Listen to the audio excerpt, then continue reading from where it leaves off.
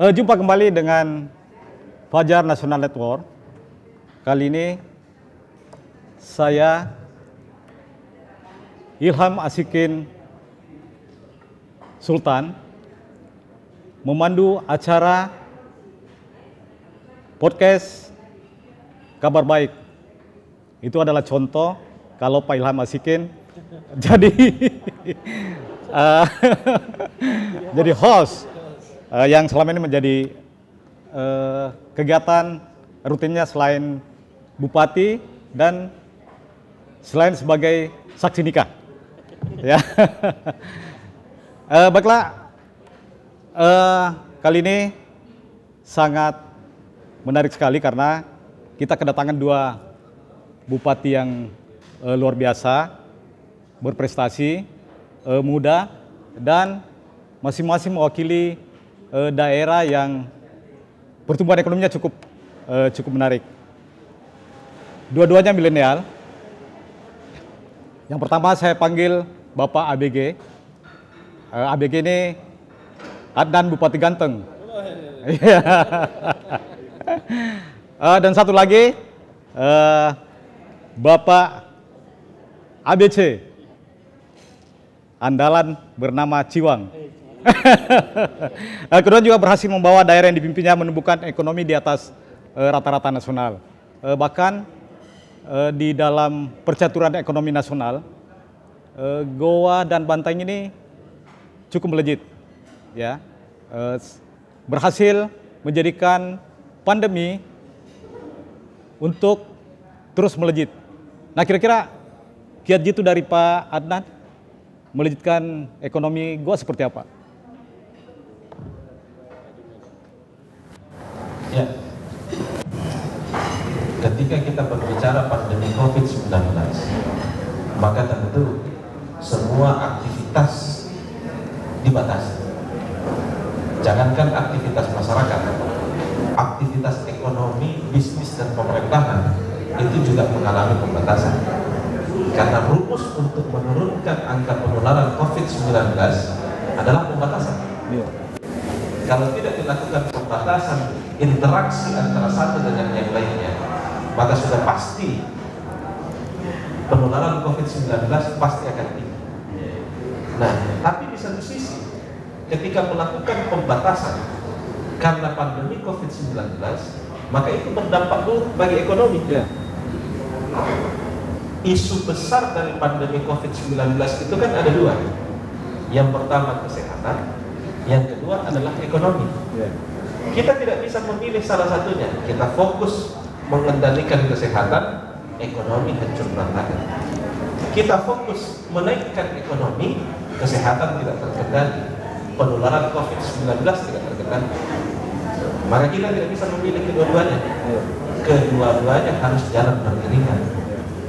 Nah, oleh karena itu, kalau dalam beberapa riset yang kita dapatkan, salah satunya cara untuk bisa menurunkan angka penularan COVID-19 tapi aktivitas ekonomi bisa jalan, itu itu adalah bagaimana mendisiplinkan masyarakat. Salah satunya cara untuk mendisiplinkan masyarakat untuk bisa menurunkan angka penularan COVID-19 adalah dengan cara disiplin memakai masker. Makanya pemerintah Kabupaten Goa waktu awal terjadinya pandemi COVID-19 itu melaunching program 1 juta masker. Dan itu kayaknya sepertinya kabupaten pertama di Indonesia yang membuat perda untuk itu. Iya, ini tanpa hormat saya kepada saudara saya. Nanti saya balas. Iya, kita tunggu balasannya. Dan mengurangi rasa hormat saya kepada saudara saya ini ya, mohon maaf. Kabupaten Goa lah yang pertama kali. Ini saya cuma mengadakan di data digital kami. Memang. Pertama kali melaunching yang namanya program 1 juta masker. 1 juta masker. Dan ternyata program 1 juta masker itu seakan-akan seperti simbiosis mutualisme. Karena begitu kita programkan pembagian 1 juta masker, maka seluruh UMKM yang ada di Kabupaten Goa yang tadinya mati suri itu bisa bergerak kembali ekonominya Karena kita memesan masker dan itu semua dari UMKM Kabupaten Goa. Bahkan karena tidak mampunya lagi UMKM Kabupaten Goa membuat yang namanya masker, maka kita ambil dari luar Kabupaten Goa. Bantaeng yang sumber. Nanti bisa ada persentasenya. Kita ambil dari ibu kota tetangga Makassar, kita ambil dari Takalar untuk bisa mencukupi 1 juta masker. Dan dari situlah ekonomi terus bergerak meskipun di situasi pandemi COVID-19. Dan setelah itu bergerak, barulah kita lakukan pembagian masker. Nah, ketika kita melakukan pembagian masker, kita buat yang namanya Perda. Wajib memakai masker dan penerapan protokol kesehatan. Nah, ini mohon maaf lagi nih. Ini pertama kali di Indonesia. Kabupaten Goa yang memiliki Perda wajib memakai masker. Kalau ini semuanya sudah disiplin dengan baik, maka angka penularan COVID-19 bisa kita kendalikan dan pertumbuhan ekonomi kita, alhamdulillah, bisa lebih meningkat. Ya, jadi kita juga saya kira perlu mendengarkan dari Bantaeng seperti apa kiatnya sehingga bisa mendorong pertumbuhan ekonomi menjadi tertinggi di triwulan. Dia nomor 1. Nomor 1. Ya. Saya harus akui. Kalau pertumbuhan ekonominya nomor 1. Nomor 1 ya. Nomor 2 Kabupaten Goa. Tapi dia ini di Bantaeng bisa 7% karena ada smelternya. Ya, seperti apa? Seperti apa Pak Bupati? Ya. Pertumbuhan ekonominya bisa 8,86%. Saya harus kupas supaya Pak Adnan mengerti. Terima kasih Pak. Sama dengan Pak Adnan bahwa pandemi ini banyak menguras energi. Ya. Nah, 2 aspek tadi, kesehatan dan ekonomi, bukan sebuah pilihan, tetapi dua-dua harus bergerak. Nah, bagi saya terjaganya produktivitas masyarakat di Kabupaten Bantaeng itu lebih dari kesadaran masyarakat. Pemerintah hadir untuk menyampaikan rambu-rambu seperti apa kita bisa produktif di masa pandemi, dan bagi saya yang paling mendasar di Kabupaten Bantaeng adalah kesadaran masyarakat. Jadi kalau Pak Adnan harus membuat perda untuk memaksa, kalau kami tidak memaksa, karena tingkat kesadarannya lebih bagus. Ini balas pantun ini. Seperti itu, tapi hampir sama lah. Ya. Nah, pertumbuhan ekonomi, ya saya harus akui, Pak Adnan, saya kan mewakili skala kabupaten kecil, Pak Adnan ini besar. Tetapi apapun itu menjadi sebuah kesyukuran bagi kami bahwa setelah pandemi kita mampu bangkit kembali. Sebelum pandemi kami tembus di 10,75% di 2019, 2 digit. Ya. Nomor 4 nasional ya? 4 nasional. Ya. Pak Adnan tahu itu. Ya. Nah, yang kedua, setelah 2021 kita bangkit kembali. Alhamdulillah, semua lebih kepada kesadaran masyarakat. Ada kesepahaman antara pemerintah dengan masyarakat bahwa kesehatan ini penting. Ketika dia bersoal, tidak mungkin ekonomi bergerak. Nah, 2 ini yang berjalan beriringan sehingga kami bisa bangkit kembali. Sektor yang paling mendasar di Kabupaten Bantaeng, kami masih dari sektor pertanian. Saya meluruskan tadi yang Pak Adnan bilang kan. Jadi sektor pertanian masih menyumbang 27,8% PDRB kami itu masih dari sektor pertanian. Di 2021 BPS merilis 8,86%. Nah, kami khawatir jangan sampai ini smelter, kalau smelternya drop seperti ya mungkin ada salah satu daerah di Sulawesi Selatan begitu, ketergantungan kepada sektor industri, industrinya drop maka dia juga drop. Kami hitung, sebelum dirilis kami berkunjung ke BPS, hitungkan Kak dulu ini. Kalau kami bersyukur bahwa ada kawasan industri yang mendorong pertumbuhan, salah satu sektor yang mendorong pertumbuhan ekonomi. Nah, kami tetap khawatir jangan sampai ketergantungan kami sangat besar. Ternyata setelah dihitung, kalau kawasan industri kami keluarkan dari hitungan pertumbuhan ekonomi, kami masih tumbuh di 6,4%, di bawahnya Pak Adnan tanpa kawasan industri. Itu tanpa semester? Tanpa kawasan industri.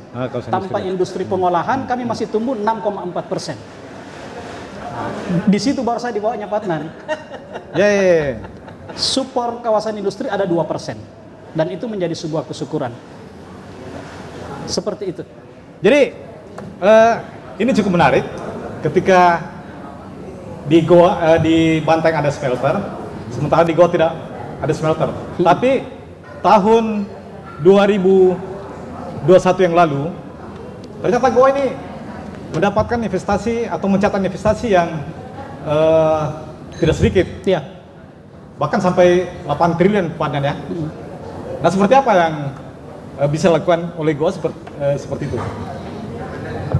Jadi begini, di Goa itu sekarang prioritas utama saya adalah pariwisata. Kenapa saya jadikan pariwisata sebagai prioritas utama? Itu tiada lain untuk meningkatkan pendapatan per kapita masyarakat. Untuk menaikkan pendapatan per kapita masyarakat Kabupaten Goa itu cukup sulit. Kenapa?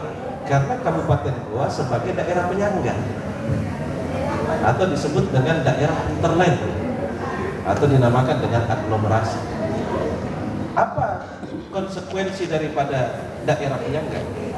45% penduduknya itu tinggal di Kabupaten Goa, tapi kerjanya di Makassar.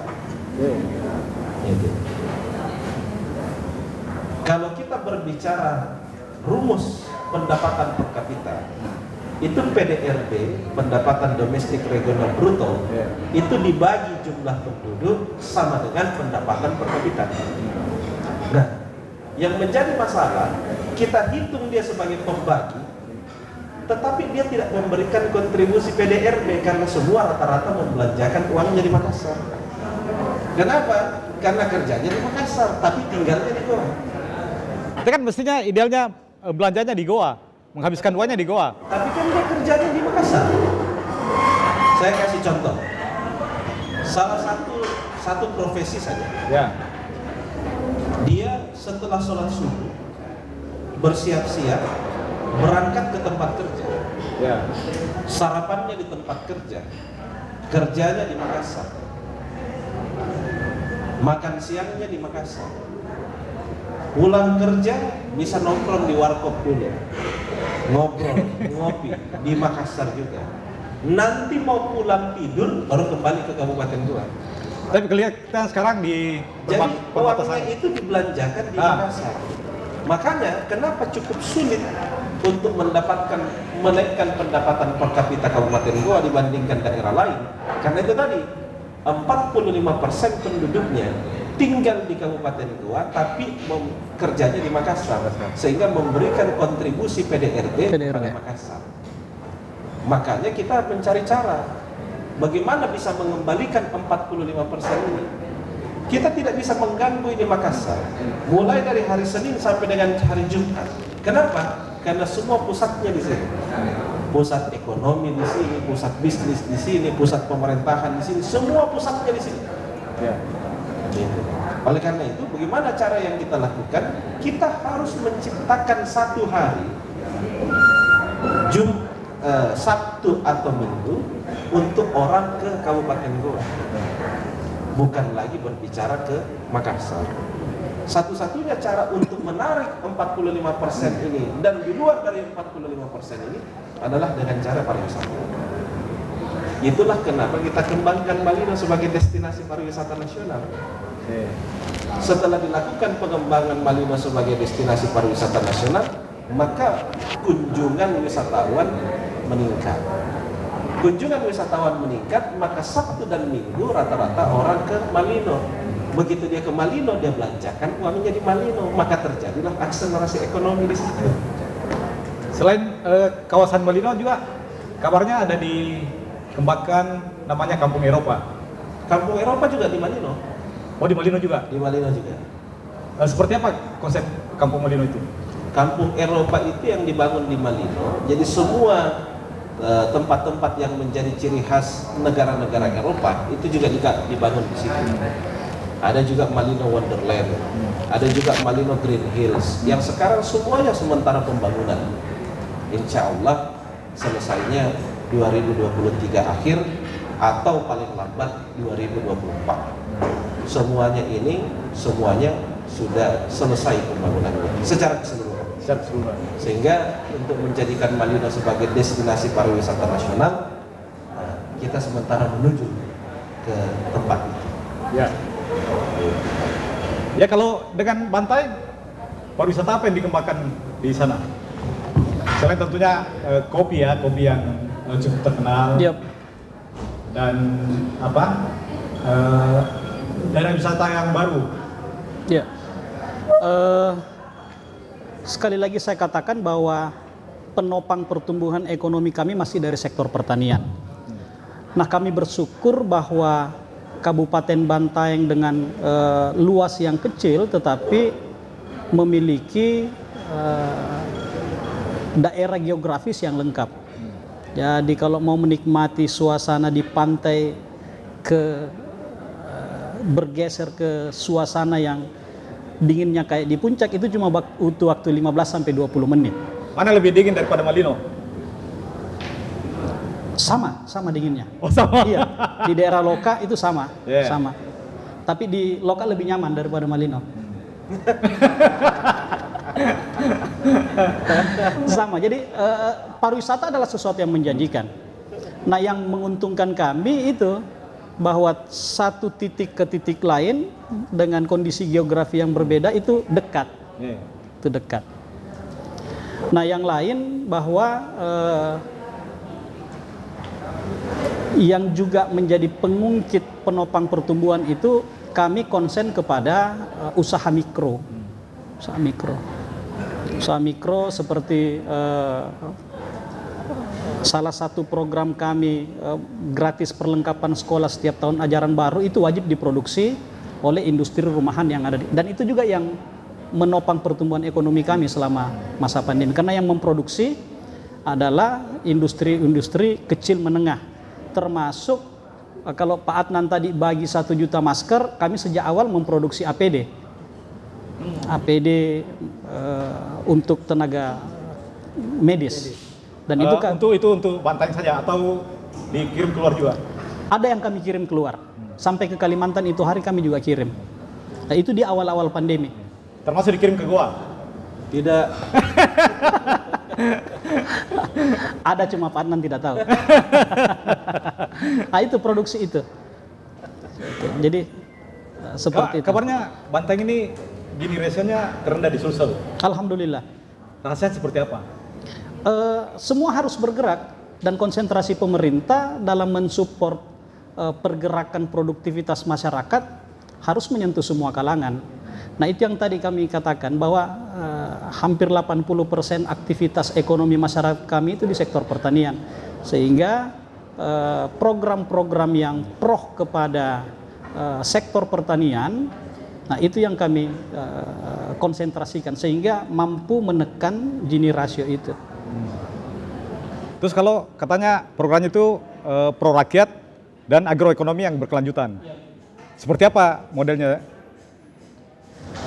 Seperti itu yang saya katakan tadi, bahwa dengan yang menjadi ancaman ini kan dengan masuknya industri, sehingga kami harus menciptakan desain transformasi struktural, pergeseran mata pencaharian yang tidak meninggalkan sektor penopang andalan. Nah, itu yang kami desain. Nah, ekonomi kerakyatan itu bantuan modal terhadap usaha kecil, itu yang menjadi salah satu kunci kami untuk menjaga ritme itu, menekan Gini rasio, pertumbuhan ekonomi, PDRB, semua bagian daripada itu. Ya, kita kembali ke Pak Adnan. Bagaimana mengambil peran untuk peningkatan ekspor untuk pelaku pertanian, kehutanan dan perikanan di tengah kondisi seperti sekarang? Ya. Jadi sebenarnya kalau berbicara ekspor, produksi kita kan sudah memadai. Produksi untuk lokal Kabupaten Goa dan Sulawesi Selatan saja sudah mencukupi. Kalau kita berbicara produk kita, bahan baku kita mau diekspor, maka kita berbicara kualitas. Kualitasnya dulu harus diperbaiki. Kalau kualitasnya sudah memenuhi standar untuk ekspor, barulah kita melakukan ekspor. Dan itu juga menjadi daya tambah bagi masyarakat. Sekarang saya hanya fokus bukan hanya ekspor, tetapi kita fokus pada produk dalam negeri. Supaya ini yang bisa kita kembangkan dengan baik, sehingga pelaku-pelaku usaha kita yang ada di Kabupaten Goa juga bisa meningkat. Satu hikmahnya pandemi COVID-19 untuk para UMKM kita, semua menuju pada digitalisasi. Iya kan? Karena kemarin aktivitas dibatasi dan lain-lain, sehingga interaksi antara satu dengan yang lainnya dikurangi, maka semua menuju pada era digitalisasi. Dulu kita semua meneriakkan yang namanya industri 4.0, tapi pada tataran implementasinya belum tentu. Tapi begitu hadir yang namanya pandemi COVID-19, semua menuju dan dipaksa untuk mengimplementasikan industri 4.0, termasuk kepada UMKM kita. UMKM kita juga sekarang rata-rata semua yang berjualan semuanya sudah online, marketplace. Semua sudah punya media sosial, semua juga sudah masuk di Grab, ada di Gojek dan lain-lain. Semua menuju pada digitalisasi. Oleh karena itu masih banyak UMKM kita ini yang perlu dilatih, baik dari sisi kualitasnya, packagingnya, maupun pemasarannya, sehingga itu juga akan berdampak ekonomi bagi masyarakat yang tentu berkorelasi pada peningkatan kesejahteraannya. Saya selalu mengatakan, setiap muncul usaha-usaha baru, maka itu pasti berkontribusi pada rekrutmen tenaga kerja. Dan ketika rekrutmen tenaga kerja itu terjadi, maka ini sudah berkorelasi dengan menurunkan angka kemiskinan dan menurunkan angka pengangguran serta menaikkan pertumbuhan ekonomi. Ini sudah sejalan ini. Jadi buat apa kita fokus untuk ekspor? Ada produk kita untuk ekspor, tetapi yang kita fokuskan adalah bagaimana usaha-usaha lokal kita ini bisa berkembang dengan baik dan besar, sehingga rekrutmen tenaga kerja terjadi, maka kita mampu menurunkan angka pengangguran dan angka kemiskinan. Padan, ini ada menarik tentang digitalisasi tadi ini. Selain masyarakat semua sekarang online, termasuk satu lagi yang menarik adalah ulang tahun untuk istri juga sekarang virtual, menciptakan lagu. Nanti Padan akan kita minta untuk menyanyikan lagu ciptaannya. Ini yang penyanyi. Iya. Iya. Penciptanya. Pak Ciwang, bagaimana memaknai ekonomi digital dengan perkembangan ekonomi di Bantaeng? Karena kelihatan Pak Ciwang ini termasuk orang yang berani untuk bagaimana petani-petani milenial itu muncul ke permukaan. Ya. Itu yang saya katakan sejak awal tadi, bahwa yang harus dipersiapkan sekarang adalah transformasi struktural. Jadi pergeseran pola hidup, pergeseran pada sektor-sektor yang pergeseran interaksi baik secara sosial maupun secara ekonomi. Nah, itu yang menjadi konsen kita untuk persiapkan. Nah, kami bersyukur bahwa kaum milenial hari ini menunjukkan tren yang meningkat pada sektor-sektor yang kemarin lebih banyak dilakukan dengan pola-pola konvensional. Nah, sektor pertanian itu juga menjadi konsen kita, bagaimana teman-teman atau kaum-kaum milenial yang ada hari ini itu enjoy dan mau main pada hal tersebut. Nah, yang menjadi penopang di transformasi struktural dalam pola interaksi marketing sosial, nah kaum-kaum milenial inilah yang bermain. Nah, itu yang kita syukuri hari ini, sehingga tidak ada satu sektor pun hari ini yang tidak membutuhkan pendekatan-pendekatan digitalisasi. Nah, itu yang kita harapkan dan memang menjadi harapan kita semua, bahwa ke depan dia akan menjadi penopang percepatan pergerakan dan pertumbuhan ekonomi dalam setiap daerah. Bapak merupakan tentu yang generasi-generasi X atau Z. Ya. Tetapi apapun itu, bahwa pergerakan ke depan dia membutuhkan treatment dan pendekatan-pendekatan yang lebih cepat, lebih pasti, lebih smart, dan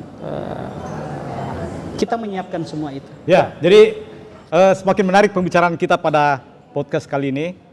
Semoga jadi pemantik untuk berkreasi membangun bangsa dan negara dari daerah. Bagaimana kedua bupati yang berprestasi ini mempertahankan kegantengan pembaca, pemirsa, dan warganet di mana saja berada, di dunia maya ataupun di dunia nyata. Kita kembali ke studio dengan harapan untuk saling menginspirasi. Kita rehat sejenak.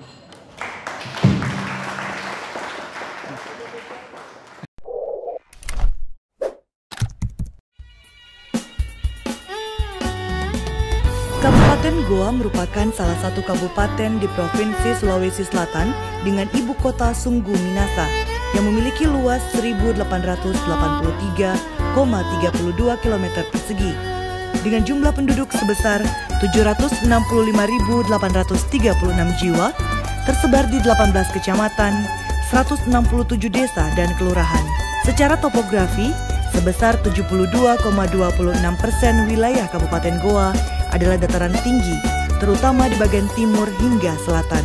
Selain itu, Kabupaten Goa berbatasan langsung dengan Kota Makassar, sehingga berbagai kebutuhan dasar kehidupan Kota Makassar dipasok dari Kabupaten Goa, mulai dari bahan material, kebutuhan lahan permukiman, bahan pangan, terutama sayur mayur, hingga aliran air bersih dari Waduk Bili-Bili. Kabupaten Goa saat ini berada di bawah kepemimpinan Bupati Goa Adnan Purihta Ihsan SH.MH dan Wakil Bupati Goa Haji Abdul Rauf Malagani SOS MSI yang terpilih di periode keduanya dengan masa jabatan 2021 hingga 2025. Pada periode kedua, Adnan Kio memiliki visi terwujudnya masyarakat yang unggul dan tangguh dengan tata kelola pemerintahan terbaik dan berfokus pada sejumlah program prioritas, yaitu bidang pendidikan, bidang kesehatan, bidang keagamaan, bidang infrastruktur, bidang pertanian dan perkebunan, bidang UMKM, bidang pariwisata. Sejumlah program prioritas pemerintah Kabupaten Goa ini diharapkan dapat meningkatkan perekonomian masyarakat agar semakin baik dan sejahtera di masa yang akan datang.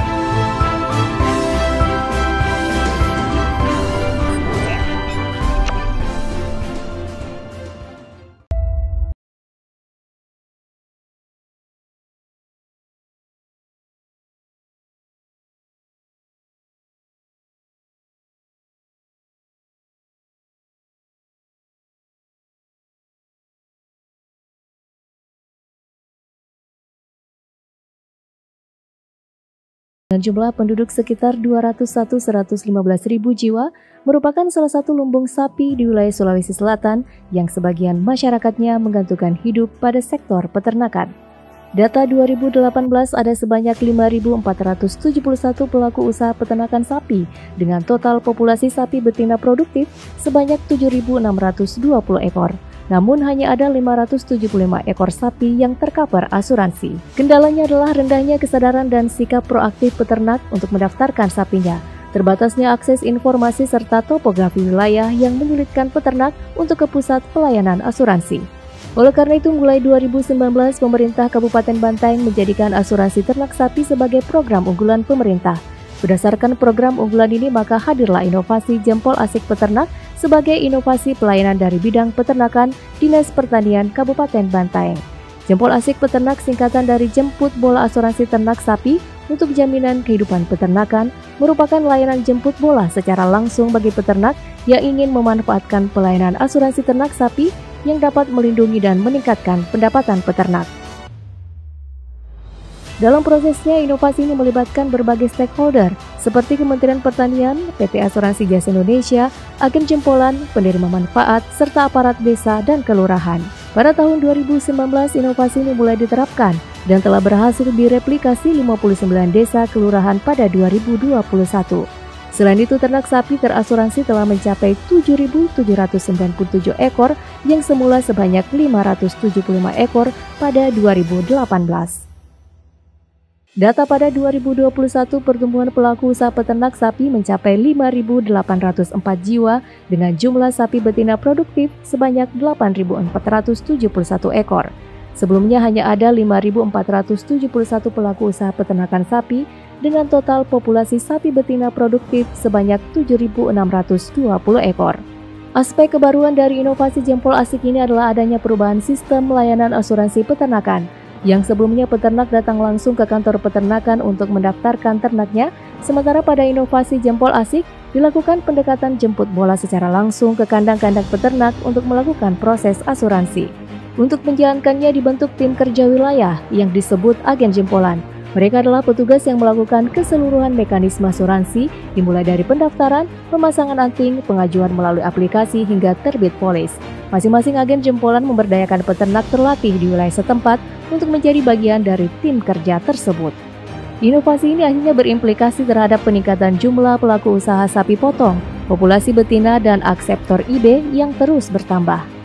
Data saat ini tercatat total pendapatan peternak di Bantaeng mencapai 35 miliar rupiah dengan rata-rata setiap peternak memiliki pendapatan 6 juta rupiah. Hal ini tentunya tidak terlepas dari sistem perencanaan bottom up dan top down.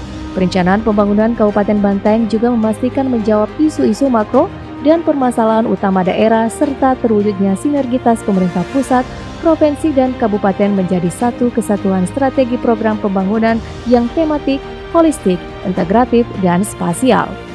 Pemerintah Kabupaten Bantaeng memandang penting keterlibatan stakeholder dari berbagai bidang dan jenjang dalam perencanaan pembangunan daerah. Oleh karena itu, pada penyelenggaraan musrembang dalam segala jenjang, pemerintah Kabupaten Bantaeng memastikan keterlibatan pihak-pihak terkait, termasuk 3 pilar pemerintahan, yaitu eksekutif, legislatif, kalangan usaha, dan swasta. Diawali dengan pelaksanaan musrembang desa dan kelurahan pada 47 desa dan 21 kelurahan, kemudian dilanjutkan dengan pelaksanaan musrembang pada 8 kecamatan di Kabupaten Bantaeng.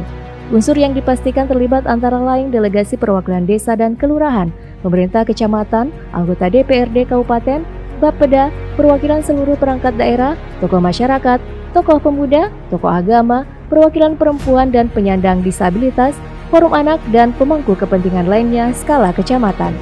Dalam perencanaan pembangunan daerah, Kabupaten Bantaeng mengimplementasi sistem informasi pembangunan daerah. Hal ini sesuai amanat Peraturan Menteri Dalam Negeri Nomor 70 Tahun 2019. Melalui SIPD inilah seluruh hasil-hasil musrembang di berbagai tingkatan, mulai dari desa dan kelurahan, kecamatan, dan kabupaten didokumentasikan.